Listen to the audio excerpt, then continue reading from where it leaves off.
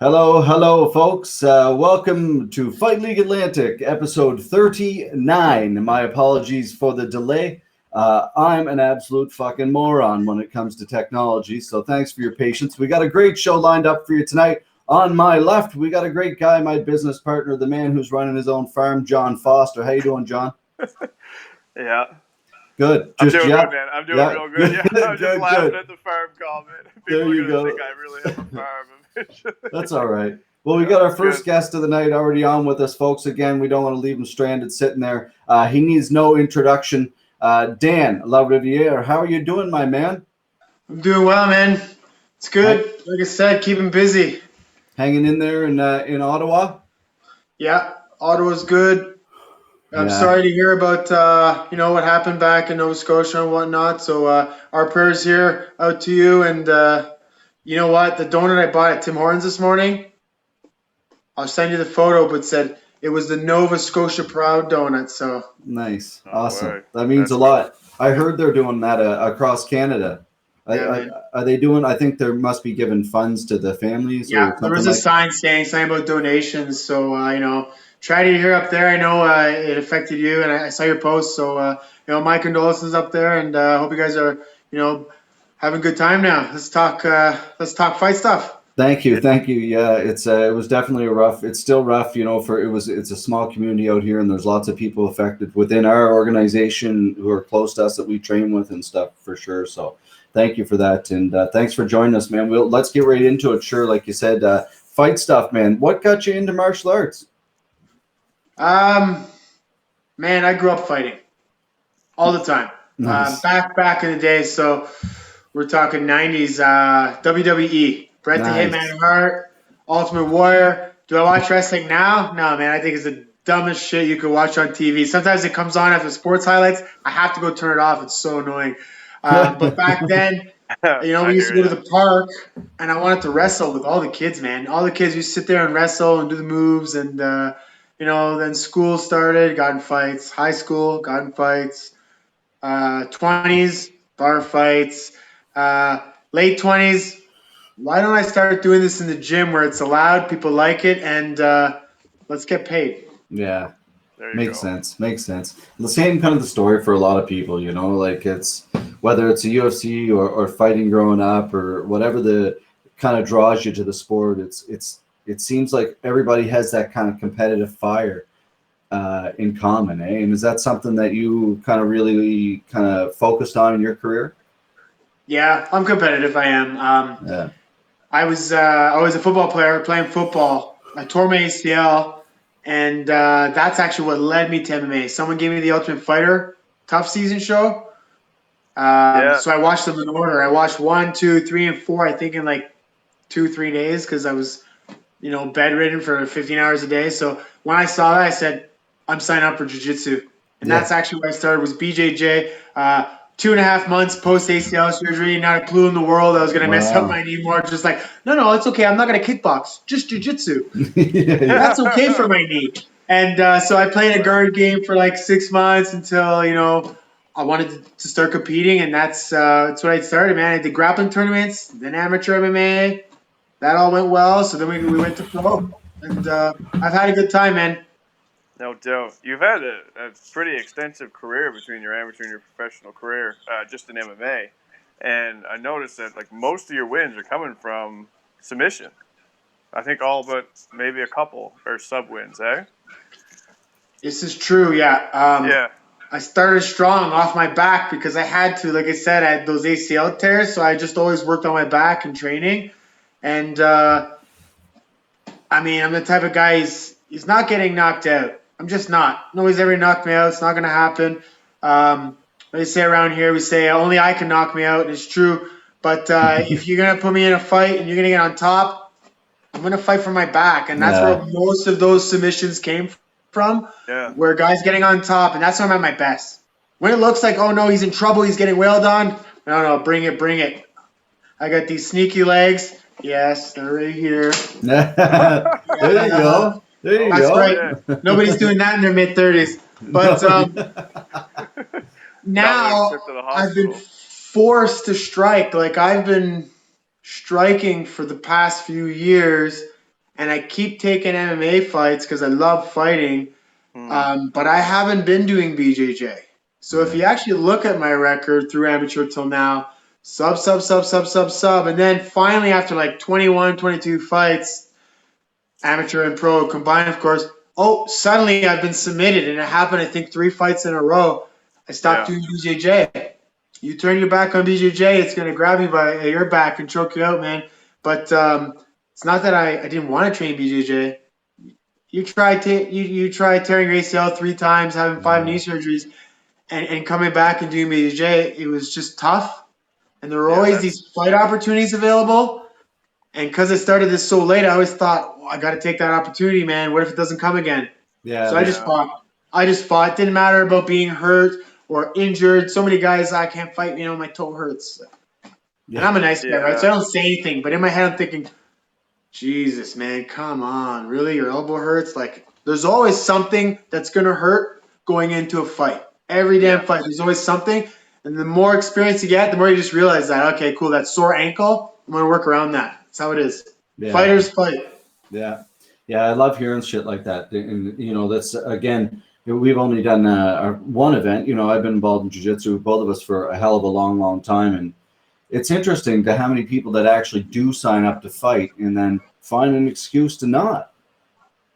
I don't ever want to fight, so I'm not fooling anybody, right? Getting to a fight at 100% is pretty well a myth. Like I haven't had nearly the fights that you've had, but back when I was fighting, man, if I didn't fight with injuries or soreness or busted ribs, like, you just weren't getting fights. You got no choice.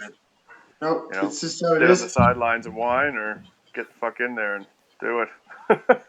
I got to ask you, you just went over to London. For anybody who doesn't know, you just went over and did your first Lethwei fight. Tell us about that experience, man. Yeah, man. So my first pro fight was about a week before my 30th birthday, and I knew I didn't have a lot of time in this sport. Knowing now that I've done this for about 6 years, I would have done things differently, because that is a lot of time. But I thought I had like this 2-3 year window. But I had these bucket list things, and some people say to me, well, are you retired? Didn't you retire? Yes, I retired from Professional MMA. Yeah. So what that means is I don't go out and train 6 days a week anymore. I'm living my normal life. I'm working. But I had these bucket list items, things I want to do. And when you look online and you see the craziest shit out there, it's bare knuckle. Add headbutts?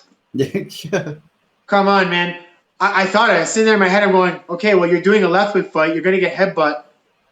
That's insane. That actually is insane. Like, I actually thought it was insane, and I had to do it. I was like, I got to see if I can do this insane thing. Yeah. And, I got a lot of fights growing up. That's bare knuckle. It's not the same. You're not fighting a professional. Mm-hmm. But watching Dave Leduc, who happens to be my training partner, go out there, I hadn't seen him for about 5 years, just tear it up, and just like, wow, it's insane. It really is. Yeah.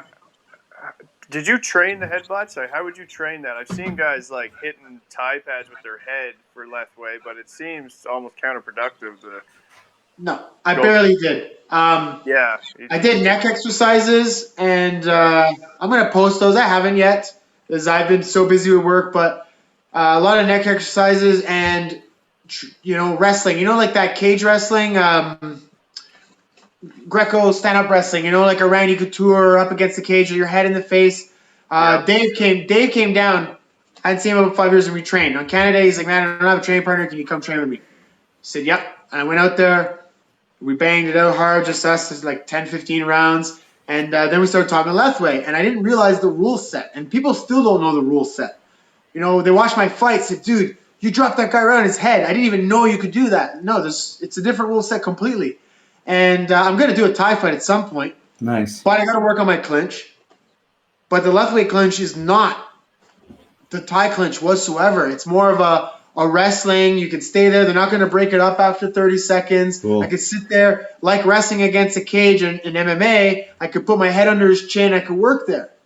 Really? Okay. Add in the fact that I played football at a really high level for a long time. I already know how to set my base down, get my feet grounded, head underneath, and drive through people. And Dave saw this and said, man, Well, like you gotta work it, and do this differently and that better. But like you're using your head really good. So I already knew going into this, adding the stuff that they showed me over there, because they're the only gym that really works on the Lethwei stuff. It's Pad Note MMA with Sifu Pat. They showed me some stuff, and when I added that stuff in, then I went to Thai schools, and I love these Thai schools because, man, I'm learning so much in the clinch. I'm getting my ass kicked, and I know they're all looking at me like, he's gonna get his ass kicked. So, guys, don't worry, it's not the same. It's not the same. When you add in the head, it's completely different. I can sit here up against you. I don't have to break free and elbow you and pop. I can just sit here and wham. And exactly what happened in my fight, I knew was going to happen. I told everybody, don't worry, man. Every gym I went to, and I want to be nice. No one wants to grapple with that guy who puts all the head pressure, the chin. But we all know how much that sucks. Yeah. Not very fun. And that's how I've been clinching. Nobody likes it. So I didn't want to do too much. I knew it was going to work. I just knew it was. Yeah, it's such a vicious sport to watch. And for me as an MMA fan, I think it's the most pure thing. And as a combat sports fan, if you don't like it, you can't really call yourself a combat sports fan, I don't think. No, it's, Yeah. I'm a combat sports fan too, man. I'm a fighter, but. It's pure shit, no question about it, man. What you got? I saw some of the footage, and it was a pretty dominating fight, I must say. Yeah, I'm not gonna say I wasn't nervous a little, but mindset it really was, and I surrounded myself with some like minds. I am a beast in there, but sometimes I don't pull out MMA. I get in there, I want to be polite. And I bow, and my friends are there. I'm trying to do the proper thing. You got to worry about takedowns. Yeah. I went on this trip alone. Yeah, I didn't want anybody there. I went alone. Man. No coaches. In my mind, that was the experience. I wanted to see if I could push myself to go somewhere alone with no coaching and go do something crazy. And the night before, my hotel room was like, shit, I got to go in there and do this tomorrow. But I just knew everything went right for a change. Just little things were happening, and I wasn't nervous at all. I was so actually happy. It's been a long time to go in there, and I was just going to be relentless from the start. And I never start like that in my MMA fights. Let's feel it out. No, man. Bare knuckle punches hurt. Yeah. The guys, all the guys that were there, because there was about 25 fights on the show, even the winners, they were coming to the back, hands all mashed up to pieces, all banged up, and you hear a lot of the coaches, they say, go in, go hard, hit fast. Because some of the guys, I'm a guy, you can beat the shit out of me in a fight, and I'm going to smile and keep coming. Yeah. Some guys, they get hit, and that's it. They fall apart. Yeah. So go at them, and go at them quick. Yeah. And makes sense. Liam has a lot of kickboxing fights, some good wins, some good knockouts. He has a bit of bare knuckle experience. And I saw a couple of his K1 style fights. He's a good fighter, so I knew I was going to have a challenge. I knew I was going to get banged up, but I was going to come at him hard. And what was the difference between this and Pro MMA is 3-minute rounds and with 2-minute breaks. Oh, really? Interesting. So what they want is they want violence. They want that high pace. Cool. I'm not gonna, I like that. What scares me most in a Pro MMA fight? Fatigue. Yeah, of course. I will sometimes sit there and take shots in the face because I'm, breathing in through my nose, out through my mouth, resting. Oh, I'm getting cut. Shit. Okay, got to get moving again. But 3 minutes? Come on, man. I tested myself. I know it's different when you're in an environment that nerves, but 3 minutes, I can punch the bag at 100% for 3 minutes, man. Yeah, the power might not be the same at the start. Yeah. Okay, after the 3 minutes, you're tired. Cool. 2 minutes rest? That's insane. I'm ready to go almost at 100% again. So I knew that. I wasn't holding back at all. Yeah. And how many rounds was it? Pardon me? How many rounds was the fight? This was only 3-minute rounds. Okay. With a 2-minute rest. So I'm thinking, first of all, 9 minutes. Flat out pace. Yeah. I got guys in Ottawa. We're stubborn. We have egos, and we don't want to. When the bell rings, no, the round's not done, right? Yeah. So we'll go 20 minutes, 21 minutes, just goofing at each other. 9 minutes with 2-minute breaks twice in between. No, I'm going 100%, and I am going to do this again. Awesome. It suits me very, very well. I'm very creative. As I said, I got a con artist in there. A lot of striking, man. All my Pro MMA fights, like you said, are grappling. I get taken down, and with the knees, my takedown defense has become shit in the last 3 years. But you can't really tell people that or talk about it because then they know, so they expose that. Of course. Yeah. I'm not getting taken down in Lethwei, man. I'm coming out. I got 3 minutes. It's going to be violence. And there's a lot of my stand-up. People haven't seen my tricks, and people know this in the local gyms I visit. And I go to Montreal. Oh, shit. I've never seen you do this before. You're a stand-up guy. No, I'm a grappler. Yeah, I thought you were a grappler, but you're better standing. So we're going to do a couple more and, nice. See what happens. I don't know if I'll do it 10 times because it's a good chance that at some point you're the guy on the other end of the headbutts. But yeah, true enough. For the time being, I'm not thinking like that. Did it do anything to your hands? Did you find you were okay afterwards? I went in there. I smashed him. I counted. I smashed him with my head 7 times. I picked him up. I dropped him on his head. I teeped him. I never punched him once. Oh, okay, jeez. I never punched him. That's not true, actually. I got the end, which is wonderful. So in MMA, you have the cage, right? Yeah. And you have a hard time getting behind the guy's back, and I love that grabbing the opposite arm. But you can't get there with the ropes. That's what I did. I just reached around. I was like, "Oh, thank you," and I locked that arm. And then I fed him 1, 2, 3 because he couldn't defend. But that's when he went down. He was already cut open. I could see the eyebrow bone.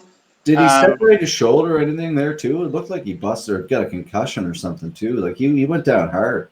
Yeah, I didn't know at the time, but yeah, the slam on the head concussed him, and he was rocked after that. And then after that, the catch kick, kind of like flying headbutt, and opened up his eye, and you're allowed a 2-minute timeout in Lethwei.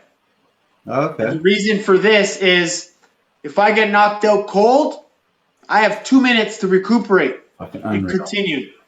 Savagery, man. Total. Yeah, that's right. I remember Dave Ledoux talking about that, actually. Yeah, man. So there's no judges, right? So what happens is if this goes the distance, no matter what, it's a draw. Okay. And it's like you got one freebie in round 1 or 2. If you get knocked out in the last round, that's it. The fight's done. But what they did is he didn't get knocked out, but they took a 2-minute timeout, evaluated the cut, said, fuck it. This cut's too bad. And I posted a picture of it online, but that's when it's clean. So, I mean, it still looks horrendous. But I remember looking at it when I had him in the clinch, and I was just like, oh, my God, his eyes just messed up. Yeah, it was messed up, man. What's your connection to the East Coast? I know you and I spoke possibly about coming to fight for us if you ever wanted to come out of retirement. And I know you mentioned at one point you had a connection to the East Coast. Yeah, man. I think you offered me a nice main event fight there on your first fight. That's right. That's right. Yeah. Who was it again? What was the name? Sean Wallace. John Wallace. Yeah. He's, again, I haven't been grappling. And you offered me that fight. I was like, man, this is the second time I've been offered a main event near Halifax. My connection, I was born in Halifax. Ah, that's right. Yeah. Okay. But I haven't been to Halifax since I was a year old. Okay. And I got to go, man. I got to do the trip. And in my mind, I kept thinking, this is like the Lethwei thing. It's a bucket list thing. I was thinking, okay, I got to go down there and fight. Well, hopefully we can get you out here, man. Yeah, but he did well. He got on there on the social media. I saw his post, little smack talk with the something about wanting to fight, and then I didn't reply. And I love it because I'm like that. I don't talk shit online. I know Sean's not that type of guy either, but we know the business, right? You got to market a fight, and that's how I got myself this Lethwei fight. That's how I got half the opportunities I do. The MC gig, everything stems from Instagram and Facebook and social media and Twitter. Mm-hmm. But he went on there and I didn't answer him. I didn't know what to do. I'm like, I already had this Lethwei fight. I can't do both. Can I do both? Because I'll try. I tried that once, started losing. You can't do 3-4 fights in a short time like that. But next day he wrote, he tagged me and he put some crickets Yeah. And That's I right. actually laughed. Yeah. I laughed. I was like, "Oh, it's amazing." I'm like, "What do I do?" I'm like, "Okay, he's got me. He's got me." So Yeah. I saw Sean fight. He fought here in Ottawa or in Gatineau, and he's a good fighter, man. All respect to him. And maybe at a later time, or you guys give me someone who wants to stand and bang and fly up there. And I won't use my head, I promise. But you're gonna see elbows and knees. There you go. All right, perfect. I like it. That's a good offer. It'd be hard to pass that one up. But any advice you have for kind of up and coming athletes before we let you go, man? We got to thank you for joining us. But again, a guy who's been around here for a long, long time around the scene. What kind of advice do you have for up and coming athletes?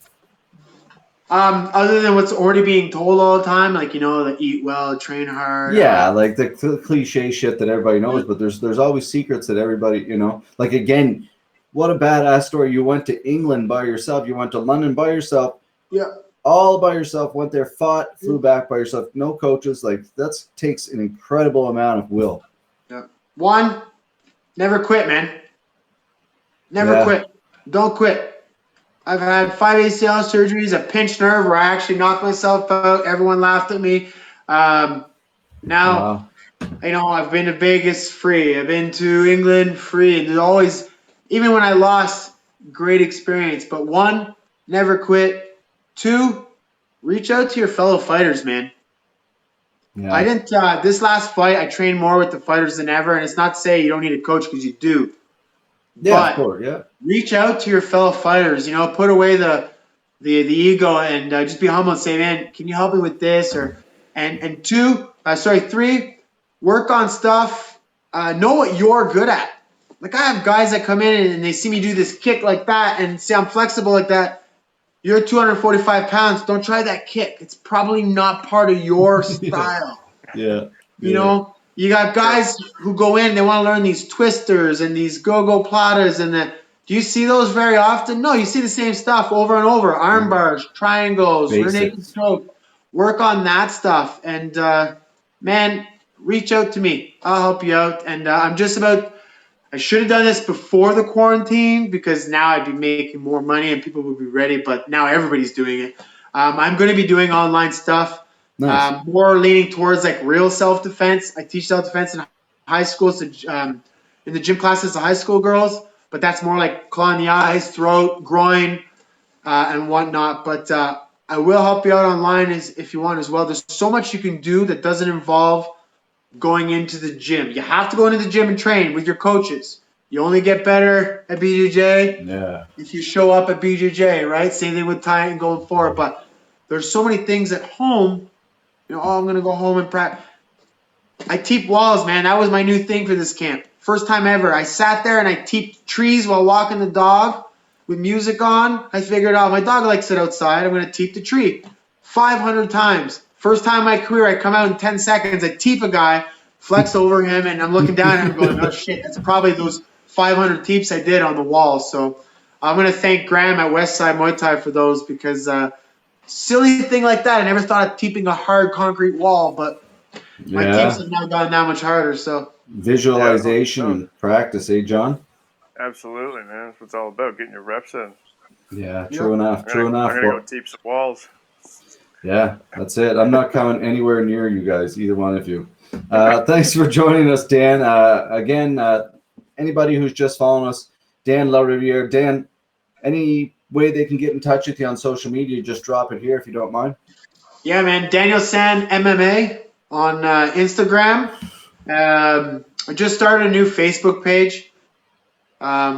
Usually you keep this stuff under the table, but Dave called me before I set up my Lethwei fight. He said, "Yo, dude, you don't have a Facebook page?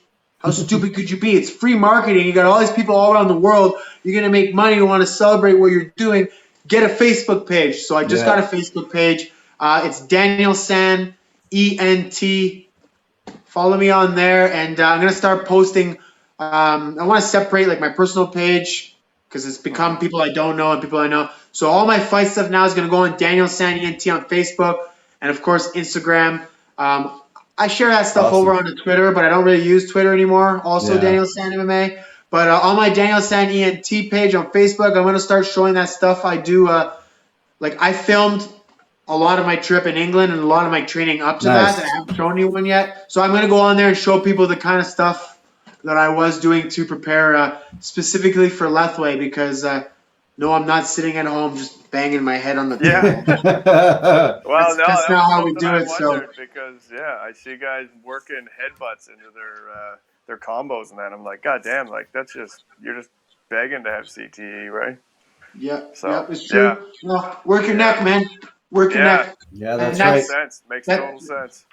All right, there you have it, folks. Work that neck and get in touch with Dan.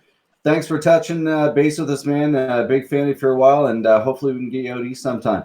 Yeah, let's do it, man. I love that. Thanks for stopping, guys. Okay, Take man. care. Enjoy Cheers, that blue man. lobster. Thank you, Dan. It was good meeting you, This man. is the rest of my night, man. Representing. There you go. Hey, Whoop, Nova whoop. Scotia enjoy. proud. Cheers. That's it. All right, buddy. Lots of love. Talk soon. There you have it, folks. Danielson. Very cool, Then, man. all right, let's go right into our second guest of the night. A guy, he's an absolute stud here from the east coast of Canada. Originally from Cape Breton. I've known about him for a little while. John, do you know who this fella is? I know who he is from you, man. Yeah. He's working out in BC, right? From Cape Breton. So yeah, interesting. Sounds like he's an up and coming stud, and looking forward to meeting him, man. Yeah, Let's he get her is going. 4-0, and again, like I said, originally from Cape Breton, now living out in Kelowna, training with Toshido MMA with Tyler Van Kill and David Lee, and those absolute rest of killers out there. So let's bring him on right away. The one and only Stephen McDonald. What's up, Steven? What's up, buddy? How's it going? How are you, sir? Going really good. Good, How's buddy. things? Good. Just good, man. Just fucking sitting down here in my buddy's driveway. I don't got Wi-Fi up the house right now. All this COVID shit's making it pretty hard for anyone to come service anything at the house. Yeah, I bet. Man, Yeah. that's gonna be the hardest time to not have Wi-Fi right now.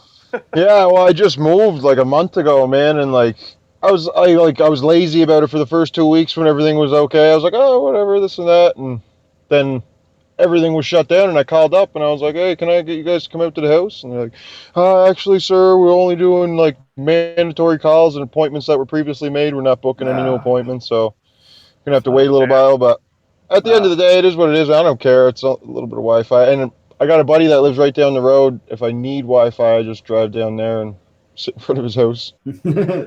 Nice, awesome. Well, Perfect, thanks for joining us, man. Again, I think you're a pretty big stud, dude. I got to say, you're a very talented athlete. So, and a southpaw, man. I love that for a big guy. Yeah. You know, did we lose you? Fucking right. Thanks, man. Thanks a lot. Appreciate that. There he is. We're good, man. Yeah. There we go. Yeah, again. I think we're good. Yeah. So thanks for joining us, man. Yeah. Tell us a little bit of your story, your Cape Breton story. Well, when I was really young, man, I grew up in Waterford, and I grew up in like pretty much a fighting family. Every one of my aunts and uncles, they all competed in karate tournaments and stuff like that. Nice. So I grew up like hearing stories constantly about fighting and like super glorified, right? It was never like a negative bad thing, like, oh, that guy's fighting, it was like really good thing. So it was always like, fuck, I want to fight. Like this is what I should be doing, I think. And then you watch movies like Rocky and like, different stuff like that. And you're like, yeah, for sure, I need to be fighting people. And Nice. so I, as a little boy, I wanted to play hockey, right? Like everybody else, but it's an arm and a leg to play hockey. Yeah. It's like fucking $1,000 a year or whatever with gear and that, right? So the only other option was to go box. It was $20 a month up at the King Center, it was called. And they boxed up there 4 nights a week. And my grandfather took me up there and introduced me to the post office, to the postman. The postman taught me to box. Nice. Wow. And and I started boxing there, and we boxed there for like 4 or 5 years or so, and that closed down and turned into a bottle depot. And I never trained for a while. I pretty much just lifted weights for the longest time. And then it's corny as shit, but the movie Never Back Down came out. I'm sure everybody remembers that, but I was like, fuck, because I used to think MMA was like, I was like, whatever, man. They're laying on the ground, hugging and kicking each other. I wanted to box, right? Like, but I was like, this is badass. Like, I wanted to check it out, and then so I went over to Glace Bay. That's the town over. It's only like 15-minute drive. And they're running a club over there called Sprawler Brawl. It started in like a basement. There's just a bunch of really tough, hard-nosed, like hardcore fellas that like they started this gym. And anyways, I goes over, and the first day, the main trainer, Wayne O'Connell, the main striking coach, Wayne O'Connell, he was teaching a striking class. And like I thought I was hot shit, right, going over there. Oh yeah, I'm a boxer, buddy. Like, and he's like, oh yeah, you know about leg kicks? And I was like, leg kicks don't work. Pretty much, right? Like I was just like, whatever. He's like, all right, buddy, I'm going to get you to hold the pad. I'll demonstrate. And anyways, I'm holding this paper thin pad, and he's one of my Uncle Jason's best buddies, right? So like, he's got like that relationship where he doesn't really give a shit, like if he hurts me a little bit, right? So anyways, he fucking hammers me with a leg kick, and he's like, how was that? I was like, that was all right. Hurt like a bitch, crushed me with another one. He's like, how was that one? I was like, not bad. And then the next one, he like stepped into it and turned his hip right over and swept me with it. And I was fucked. I was fucked for like 3 days, and I was like, okay. I need to learn how to kick. I guess they do work, eh? Oh yeah. Wow. Yeah, you guys, you have a ton of, before you, again, going back to Sprawler Brawl, man, Cape Breton really has blown up. It's kind of getting its due finally of martial arts. Kind of all of you guys between, you obviously have Rosicky out there, but between yourself and then you have Kent, and then you have like you say you have Strong. Yeah, we got Brett Strong. Brett Strong is fighting right now. Justin McKenzie, Liam Campbell. Man, the talent pool is super deep in Cape Breton. It's just people don't have like. It's people are living paycheck to paycheck, and like everybody's so scared to want to try to take that step to get to the next level, right? And like make that commitment to like, all right, I'm going to be really broke for the next couple of years and stop working a job like a regular person and try to do this because like, like I said, man, the amount of talent might be losing you a little bit. Can you see me, John? Hello, folks. I think he just froze up. Looks like we might have had Stephen freeze up here a little bit. Hopefully, there's pixie dust. He's on the other side of the country. That's it. Drive closer to your friends. Not only the talent, man, it's the toughness and the willingness to actually. Huh? We lost you a little bit, but like you were saying, the talent pool, it's in the willingness to fight is such a big important thing. That Justin McKenzie, man, he's a stud. I like that kid a lot. Yeah, man, he's a little beauty. Yeah, he is, man. And Cape Breton, I think if we went and put a card on down there, I think that's the plan. Maybe in the future, who knows what'll happen, right? But John and I have spoke about it, and it's a hot market. It is, absolutely. Oh, buddy, I guarantee you, buddy, we'll put bums in the seats in Center 200. That's the thing, right? Guaranteed, man. Go ahead. You look at a guy like you who could headline a card like that. Oh, 100% I could, man. I know I could. People are dying to see me fight down there, man. Yeah, that's the thing. How long has it been since you left the East Coast? Sorry. It's been like 3 years or something like that. About 3 years, and then it took me 2.5 years to go back. Like I went back after my last fight, like right after my last fight. It was funny. I had my trip booked home. Excuse me. I had my trip booked home to go back to Cape Breton to meet my little niece. My little sister had a baby, and I had to go home and meet her. And I was like 7 days out from the trip or whatever, or 5 days out from the trip, and Dave calls me. He's like, "Hey, you want to fight?" And like we've been looking for a fight forever, right? And it's just it's not easiest thing to do. You would think it'd be a little easier, but anyways, he's like, "You want to fight?" And I'm like, "Yeah, I do." While I'm eating a plate of bacon, literally. And he's like, "All right, the fight's in 2 days, and it's at 2:05." And I was like, "Right on." Like what? I didn't even ask who it was. We didn't. He was just like, "Right on, let's do it." And then I researched, buddy, and I was like. I was 227 pounds or something like that, and eating bacon 2 days before the fight. And then I searched this guy up, and it's like, yeah, buddy's a black belt in BJJ, and I was like, oh fuck. I was like, yeah, this weight cut can't be fucked up, but It wasn't bad at all, man. I cut 18 pounds, and we agreed on a catch weight of 210. But within 2 days, I was on a plane going to Lethbridge, and they just, my travel money got put in with like they were actually really good about it. They helped me travel, like arrange my travel to get back to Cape Breton right afterwards and that. Nice. Awesome. Yeah, and obviously the fight didn't last long. Put Buddy to bed in like a minute and 9 seconds or something like that. But the biggest problem with that, man, like they didn't have gloves that fit me, and I had to cut the wraps off 15 minutes before my fight. Ugh. And yeah, it sucked, man. And like, you fought bare then, no wraps at all. no wraps, man. It sucked. And so when I don't know if you've seen the fight, but I had Buddy a single collar tie up, and as I was backing up, I was just throwing uppercuts, right? Mm-hmm. And he stepped in as I was throwing one of the uppercuts, and I just caught him with like just this part of my thumb, and it just went boom, like popped my thumb straight down. And at the time, like, I didn't feel it at all, right? It was like bang, and it was like a stinger, you know, when you hit the bag weird or something, and your wrist just like jars. I was like, yeah, fuck, little stinger, whatever. Keep going, whatever. I tagged him with that nice little shot, and he started stumbling, and I knew he was fucked. And then I landed the big shot and put him down. And then as soon as the ref grabbed my arm and like threw it up, I was like, ow. like looked at my thumb, and my thumb is like pointing down that way on a fucking 45-degree angle. And man. Yeah, and then I got in the back for adrenaline, right? Yeah, and I got in the back room. Thank God the fight was over in a minute and 9 seconds. I didn't have to grapple with a black belt on the ground with a broken hand. But yeah, I got in the back, and the plastic surgeon was like, "Whoa, man!" He's like, "You got to go to the hospital." And I was like, "Listen, I got to get on a plane at 5:30 in the morning." I was like, "You need to put this back in place."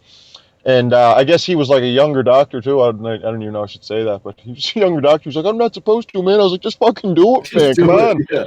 Like, and he just grabbed and like popped her back into place, and we threw some tape on it, and away we went. Yeah.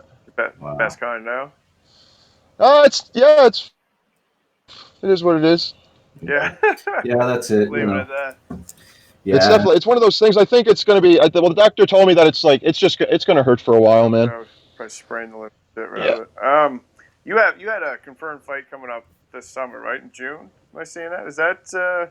Yeah, against some guy. I can't pronounce his name, but I have no idea. Honest to God, Stranger or something like that.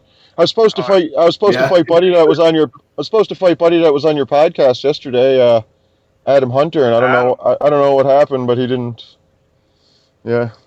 Oh, really? Is the fight in June still happening? Is fight night still able to pull that off? I don't know, man. That's what they said they were postponing it to. I told them that whenever, just let me know. Because I haven't stopped training, man. I'm training every day. I actually, I built a pretty sweet little punching bag stand, man, in my yard. I saw that. Some logs, man. Some logs and like A-frame logs. It's pretty fucking sick. Out of the ones I've seen, it's actually pretty slick compared to a lot of the shoddy shit ones I've seen online. Yeah, man, it's not bad at all. I was telling the boys the other day, I was like, yeah, fuck Big Bear, man. We're up here at Big Beaver.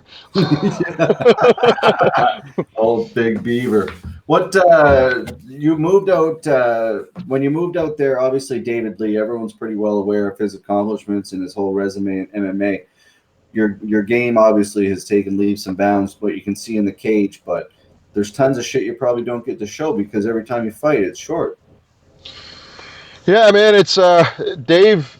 Dave is he's a fucking next level coach, man. It's he is. It's insane when you're in the corner. The best thing I could say about him is like, I don't know what it is about his voice, man, but you can hear it over everybody's, and it's like his voice just crawls along the bottom of the mat and just fucking you can hear him clear as day. Whether you listen to him or not, it is what it is. But fucking, you can hear him. So, did you move to British Columbia specifically to train? Is that what you're doing full time now? Or? I moved here I moved here with a girl, and I already knew about the gym before that.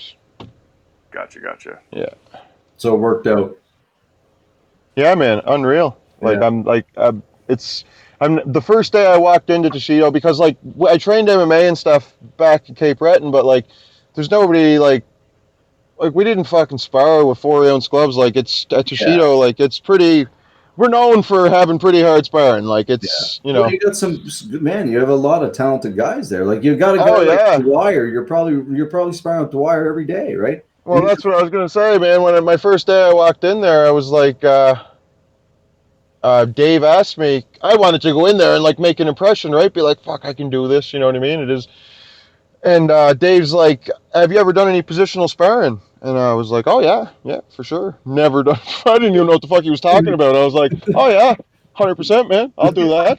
Let's go. I'll do that. And he was like, all right, we're starting in guard. And I was like, right on. I know what guard is. All right, fucking, let's do this. And I got on my back, and then Dwyer's like being all friendly and nice and shit, and fucking he starts in my guard.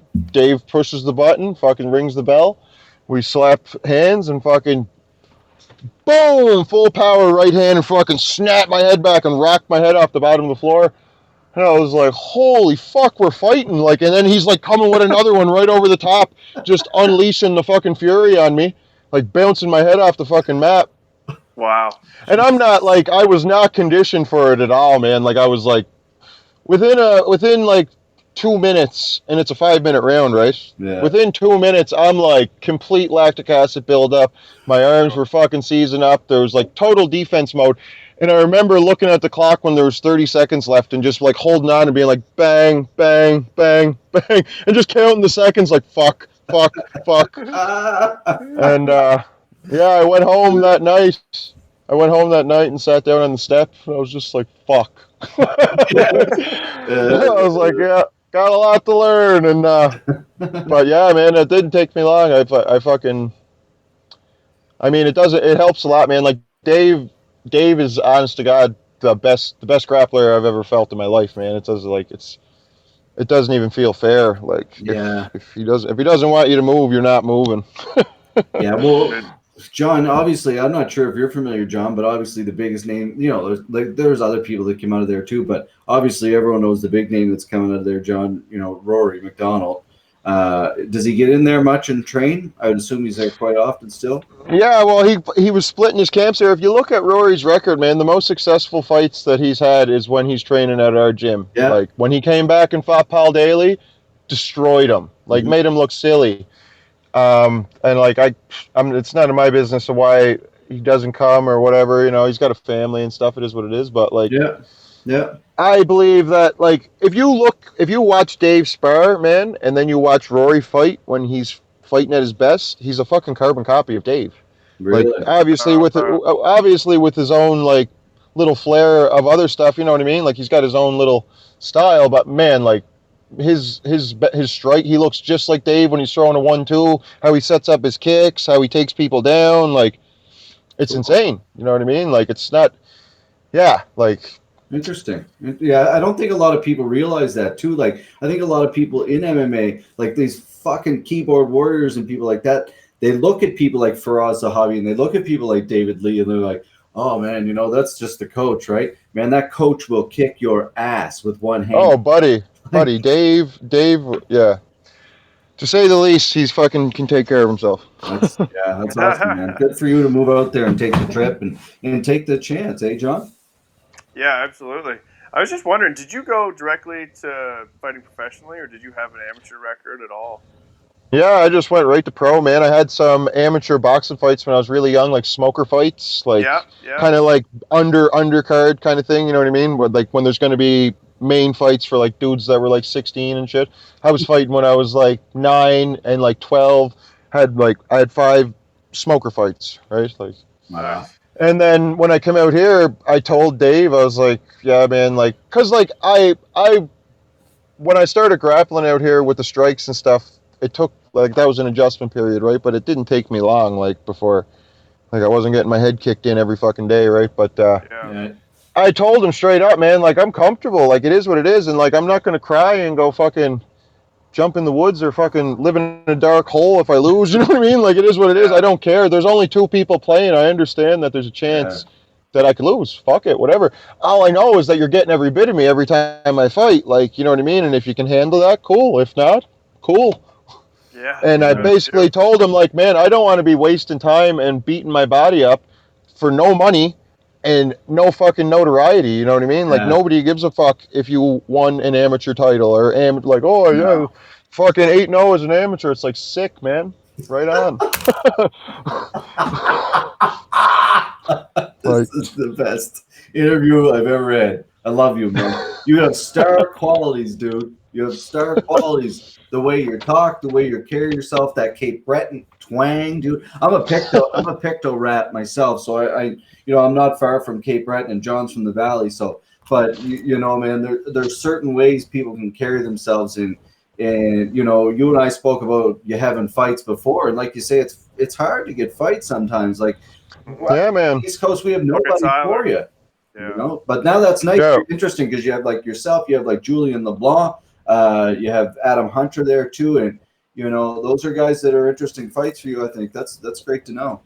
I think they'd be great fights for me. They're tailor made to get hit with hard shots. Both of them guys, I think. Like I think that they're good fighters. Got lots of respect for them and stuff. But yeah. I think they're there to be hit, man. They're not very elusive. Yeah, nice. You know I what I like mean? that. Those are interesting fights for sure. And I'm gonna fight. I want to fight this Strahinja guy because it's for a belt. So like, nice. Obviously, you know what I mean. If I can get a belt, I want a belt. Yeah. And also, like, I've been like, I don't want to fight, and I don't want to be king of the local scene. You know what I mean? Like, I'm not looking to stick around here and be like defending Fight Night's belt 6 and 7 times. You know what I mean? Like, yeah, you have a goal. Yeah, there's a reason I didn't go amateur. Like, yeah. How old are you, Steven?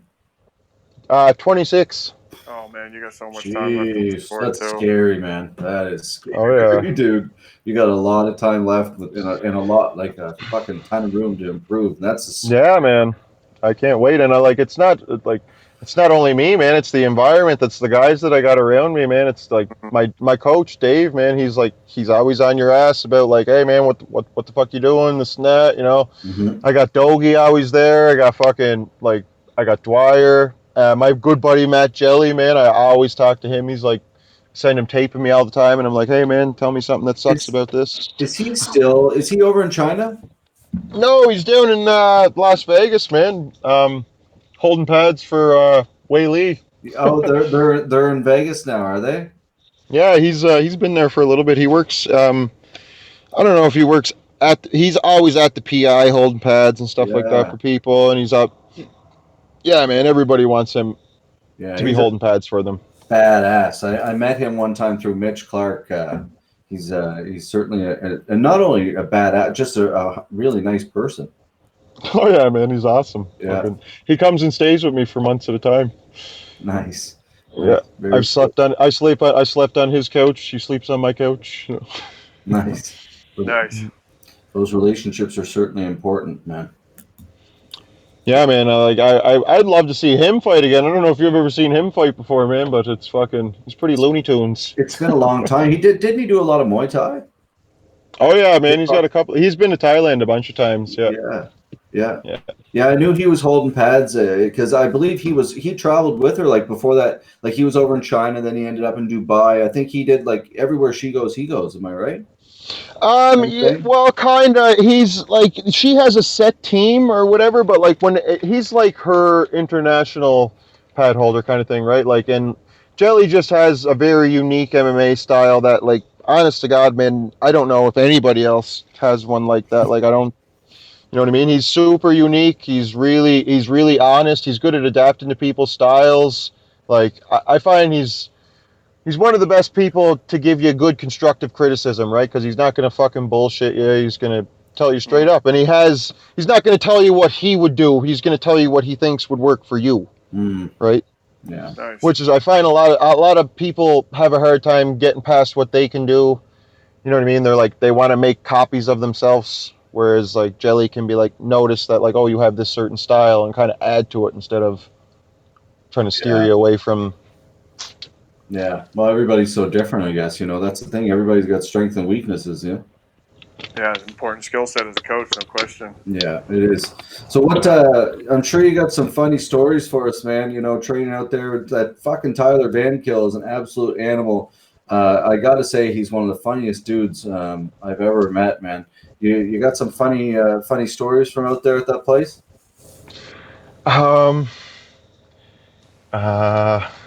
Old funny fight stories at home? Oh, yeah. Like, what kind of fights? The best one you can get.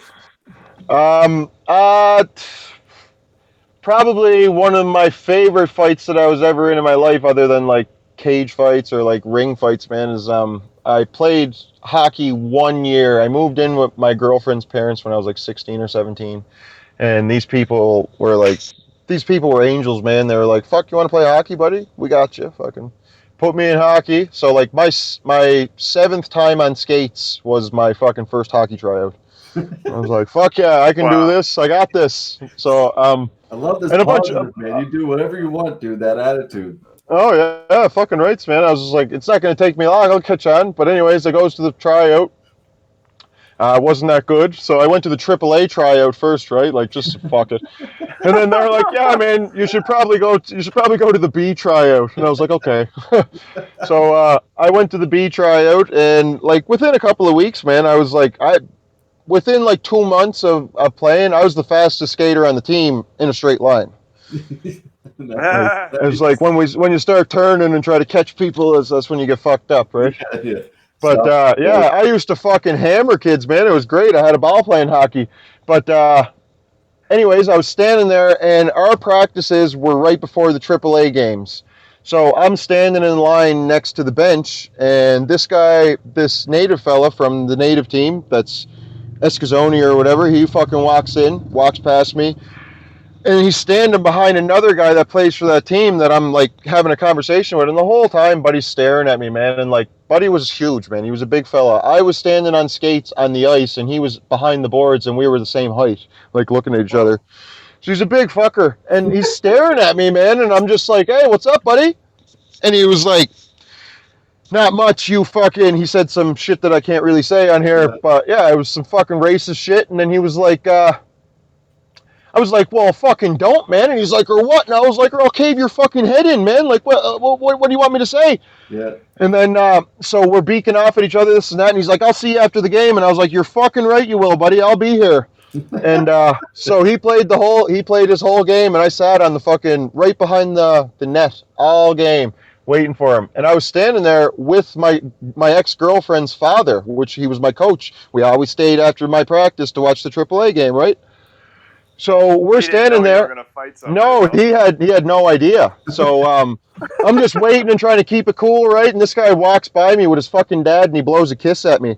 And I'm just like stewing, just like, keep it cool, don't make, because I didn't want anyone to know, because then everybody is gonna fucking, it's gonna get stopped, right? Yeah. I'm not gonna get to fight him. So he walks out the door, and I counted to 10. I was like, "Okay, 1, 2." I was like, "All right, Joe, I'm gonna wait outside, buddy. Fucking, I'll wait for you outside." He was talking to one of his buddies in the rink, right? So I walked outside, and I was walking. As soon as I opened up the door, 2 of my teammates were standing there waiting for their drive or whatever, and I walks past them, and I goes, "What's going on, buddy? I thought you were going to kill me, man." I was like, "I'm feeling pretty fucking alive right now, man. What's up?" And he turned around, and he started walking towards me, and his dad wouldn't let him, and he turned around, and I chirped him a couple times, told him to go fuck himself or whatever. And then I'm walking back, and then I hear the gravel start like fucking behind me, right? Buddy start running, and my teammates were like, "Whoa, Steve, look, he's coming."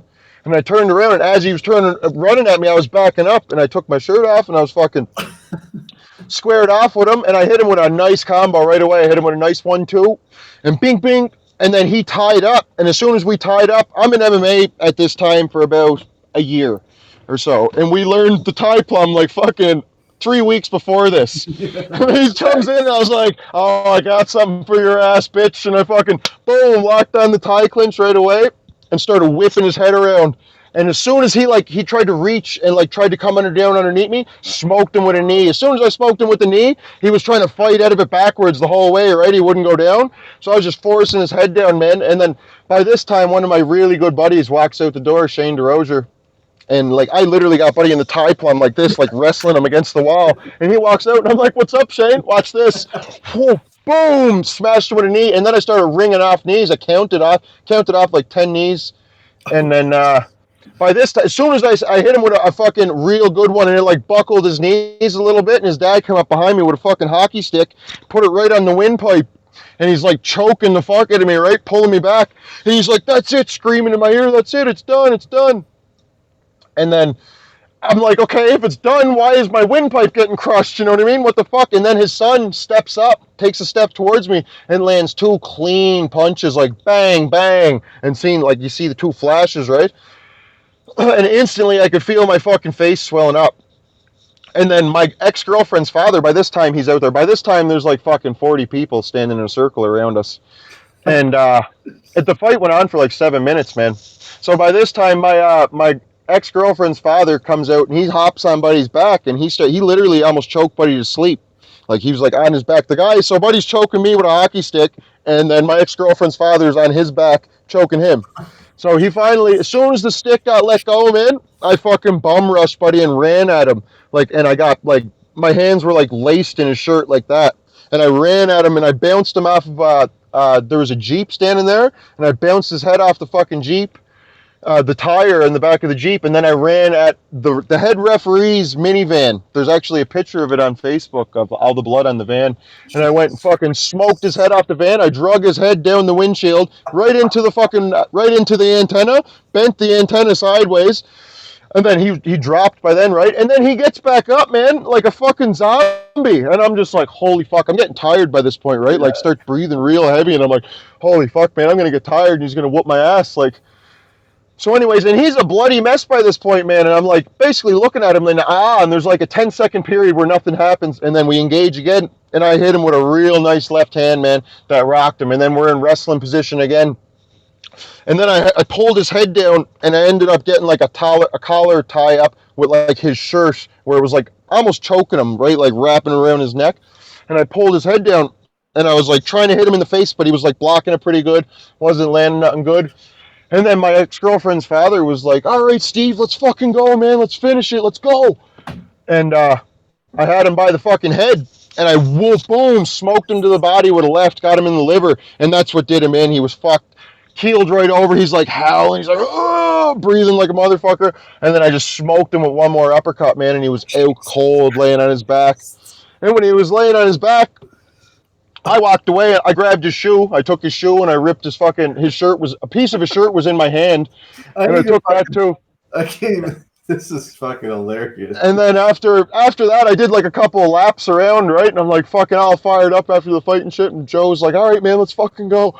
And as I'm walking back, the native fella's laying out of the back seat of the car, with like I could see the inside bone of his nose, like his nose was open, and there was a gash from his eye going down his fucking cheek down there, and like both eyes were shut, lips all busted up. Like, man, the buddy looked like he was in a car accident, and his dad was pouring a bottle of water on his face, like trying to get the blood off.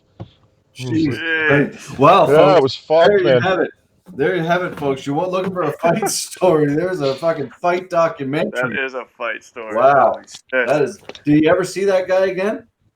You know what? He started trying to train MMA after that. He was like he was going around telling people that he wanted round 2. But in my experience, man, it's like if you give somebody an ass whooping that's good enough, that guy never even wants to see you again. They might say to their friends like, "Oh, I'm gonna get him," yeah, but like they don't even want to see you again, man. 9 times out of 10.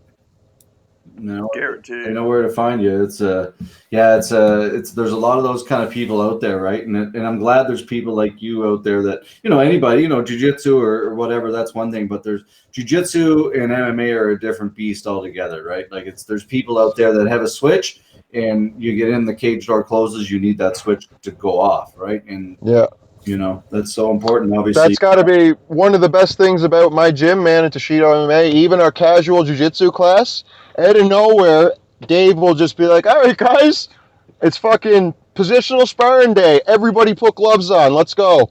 No. And it's jiu-jitsu with striking, because that's what jiu-jitsu is, man. Like, yeah, it should be. Like, what are you... Like, and it's, man, there's, like, no names or anything, but, like, there's some fucking stud jiu-jitsu guys that come into that gym, like brown belts, man, and, like, as soon as you touch them with a shot, man, they can't do nothing. Oh, yeah. Like, they're just... different. Totally. And that's the thing, I think, I always say that, I don't know how you feel, John, and John's a black belt, I'm a brown belt, doing it fucking forever, and I feel exactly what you're saying. You do some MMA rounds, and everything becomes totally different, right? It's a whole different thing, and I, don't get me wrong, I'm not one of those people, I don't want to get punched in the face, that's why I'm always amazed by people that talk shit. I'm like, man, you couldn't grapple with a blue belt, let alone grapple and get punched in the face. Like, it's Man. such a different thing altogether. Most people can't run up fucking stairs. Yeah. True that, man. And they're screaming at the TV. What the fuck, man? Get up! Get up!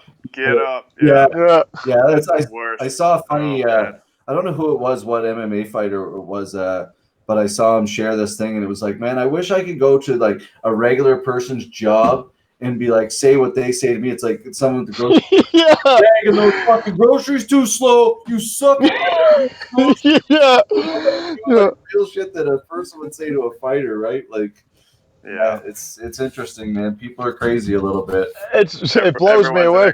Yeah, it's hilarious. I don't know if you follow Cowboy Cerrone, man, but Cowboy Cerrone, he sends people his address and shit. He's like, yeah, you think I'm a pussy, buddy? Come on down to the fucking ranch and fucking, I'll meet you at the end of the driveway. I'm just like, holy fuck, man. Yeah, you're fighting a losing battle, man. There's too many people, and 9 times out of 10, they're literally just trying to make you mad. Yeah. And they're never gonna show up. No. Never. If they do, it's not going to be good. We've all seen those videos online when they do show up. It never seems well. I got a question for you here, Stephen. This could be the most ridiculous question, but it says you are obviously a beast in the cage. Who is the current guy that would make you eat an extra plate of bacon before stepping in with? What? Yeah, you're gonna have to say that. You're gonna have to say that again slow. Who is the current? Fuck it. Don't worry about it. Who? I guess. Who is the? It sounds like they're asking for who you're looking to fight next. Who is the current guy that would make you eat an extra plate of bacon before stepping in with? I don't understand what that means, but anyway, that's a question. But any shout outs you got before we let you go, man? Again, I've been a fan of you for a while. We'd love to get you on one of our cards. If it doesn't work out, it's that's them's the breaks. But you're a stud with a big future, man. I would love to fight down in Cape Breton, man, at Center 200. I think that we would sell that place out, man. Well, you look at what Rosicky and those guys have done, right? Yeah, I'm telling you right now, man. I know that we could sell that place out. Like people, Cape Bretoners love their fights, man. Oh man, it's insane. Like people go crazy for it. Yeah. Yeah. Interesting. Well, all you Cape Bretoners watching, share the shit out of this and let's get something going because you never know. Stephen Macdonald would be a fantastic way to main event. We get Justin McKenzie in there, Liam Campbell, all those Cape Breton, Brett Strong, that whole crew, and man, I think it would be a great card. Yeah, man. It'll happen someday. Yeah, that's right. You never know. But good luck on your fight in June 2nd. Fight night's a big title fight. Hopefully you win, man. I think you're going to win. It's a great fight and take you to the next level. But any shout outs you want to give out before we get going? Yeah, man. Fucking shout out to the boys for having me onto the fucking podcast, and shout out to my grandparents, Ma and Dad, and fucking all my family, and Andrew McDonald, and Kyle, and fucking I don't know, man. I'm bad at this stuff. All the training partners, Dave, fucking everybody who supports me, man. I love yous all. I can't wait to get in there and whoop someone's ass for y'all. Beautiful. Nice, yeah. Well, you got 2 bigger fans here right now, man. You're well said. You're well spoken. You're a great guy, and you represent the East Coast well. So keep doing your thing, and lots of love from us, man. And if we can help you from Fight League Atlantic anyway, just let us know. Fuck, man. Thanks a lot. I really appreciate it. Hey, buddy. Thank you, Stephen. Good. Have a good time, boys. There you go, Stephen Macdonald. There you go, folks. That was awesome. Lots of great stories. What do you think, John? Oh man, the guy's an animal. I can't wait to see him fight. You know, he definitely made a new fan here this evening. So yeah, he's too. That's I don't know if you like. Yeah. You watch him like he's a really obviously you watch him punch and like you can tell he's a really good boxer. But to have a big guy with that kind of personality, a southpaw.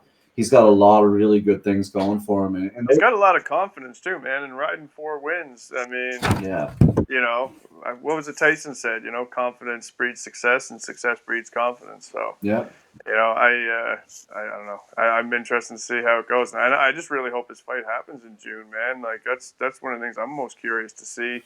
In a month, are we going to be watching fights again? Well, that's on the regional circuit, right? We'll see.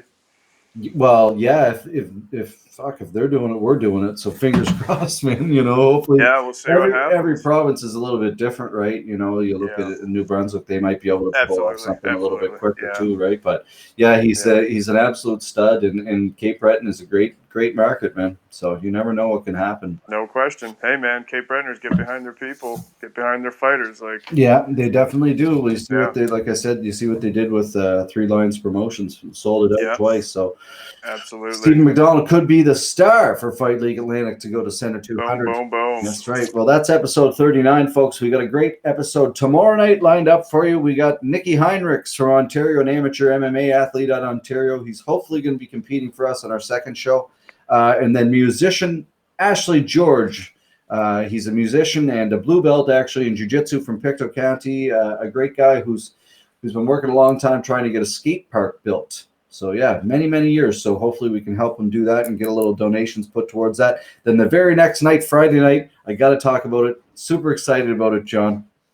Kelly Rudy is on the show. Oh, it's happening. It's happening. Yes. Friday night. I knew you were working on it. That's I didn't know it was confirmed. Kelly Rudy, man. Kelly That Rudy. is badass. He's not a fighter, folks, but he's obviously played a lot of hockey and fought. I don't know if I'll have to. Guy play. Yeah. So Kelly Rudy, the NHL goalie from the LA Kings, my childhood idol, will be joining us Friday night, and so we got a great episode there, and that's as far as we'll go, but.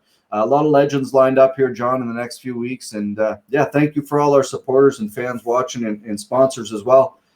Make sure that you give all our sponsors Privateer, Harley-Davidson, Old Road Barbecue, Iron Supplements, and, of course, any others, John, I'm missing? Don't think so. All right. If you can be anything in this world, my man. Be kind. All right, folks. We'll see you tomorrow night. Lots of love.